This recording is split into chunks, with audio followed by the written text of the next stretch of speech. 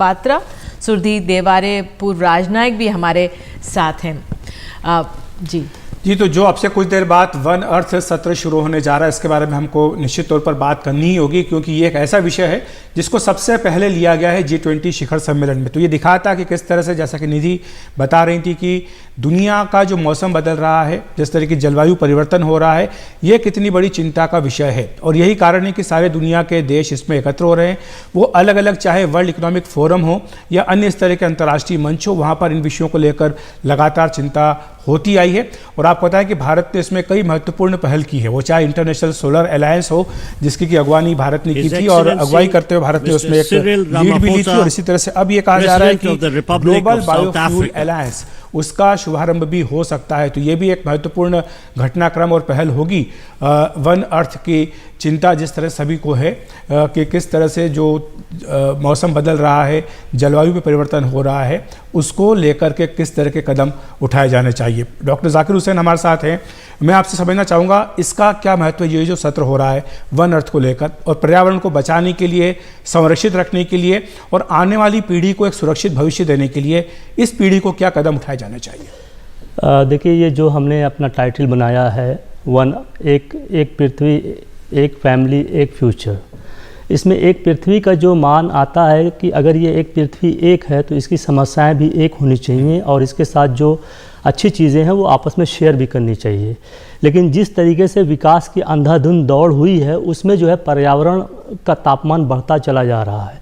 इससे बहुत ही ज़्यादा समस्याएं पैदा हो रही हैं। सबसे बड़ी बात ये हो रही है कि तापमान बढ़ने से समुद्र का लेवल बढ़ रहा है, जिसमें बहुत से छोटी छोटी कंट्रीज़, जो तटीय कंट्रीज़ हैं, वो डूब जाएंगी। उसमें पॉपुलेशन जो है 3 से 400-500 मिलियन पॉपुलेशन जो विस्थापित होगी, वो कहाँ जाएगी?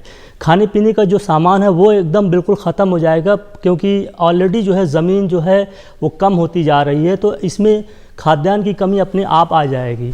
फिर उसके बाद जो है इसको कंट्रोल करने के लिए हमें जितना पैसे की ज़रूरत है वो हमारे पास है ही नहीं।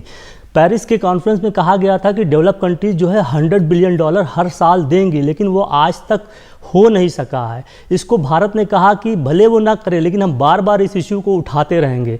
एक तरफ वेस्ट जो है पर्यावरण की बात करता है, दूसरी तरफ टेक्नोलॉजी ट्रांसफ़र नहीं कर रहा है, जो कि लो कॉस्ट एनर्जी की बात हो रही है, जिसमें हमारी कंट्री ने प्रपोज किया, प्राइम मिनिस्टर ने प्रपोज किया लाइफ का कॉन्सेप्ट की लाइफ स्टाइल जो है पर्यावरण के हिसाब से चलनी चाहिए। आपकी लो कार्बन का एनर्जी के तरीके से आपकी लाइफ स्टाइल होना चाहिए। खाना पीना, रहना सहना, सब में जो है उन चीज़ों की कमी करनी चाहिए जिससे पर्यावरण का तापमान ऊपर उठे। अब आप ये देखिए कि एक यूक्रेन वार हो रही है 2 साल से, और उसमें कितना बारूद, बम, गोले सब इस्तेमाल हुए हैं, उससे कितना ज़्यादा तापमान बढ़ा है। और उसमें वेस्ट ने लगभग $100 बिलियन के ट्रेड्स किए हैं आर्म्स के।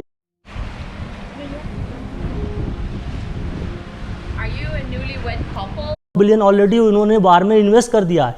लेकिन वो ग्लोबल साउथ, जो कि 2/3 वर्ल्ड को रिप्रेजेंट कर रहा है, उसके क्लाइमेट के बारे में बात ही नहीं कर रहे हैं। तो ये डुअल स्टैंड जो है, ये बहुत ही चिंताजनक है, और शर्मनाक भी है कि वो आके डेवलपिंग कंट्रीज में, अंडर डेवलप्ड कंट्रीज में बैठते हैं, बात करते हैं। बिल्कुल जियोपॉलिटिकल जो अपने आप में सिचुएशन है वो भी दबाव है। ऋषि सुनक हम देख सकते हैं यूके के प्रधानमंत्री पहुंचे हुए हैं, कल आ गए थे, और जिस तरह से कहा कि मेरा परिवार यहाँ पे है, मैं बहुत प्यार भारत से करता हूँ, और साथ ही उन्होंने कहा कि जो समझौते हो रहे हैं वो भी अपने आप में बहुत अहम हैं, उसमें समय लगता है, और धीरे धीरे करके उन्होंने बहुत आशावादी थे।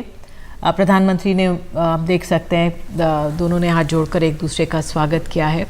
बहुत अहम है ऋषि सुनक का भी यहाँ पर आना, और जिस तरह से यहाँ से जड़ें हैं उनकी जुड़ी हुई, तो उसकी अपनी अहमियत हो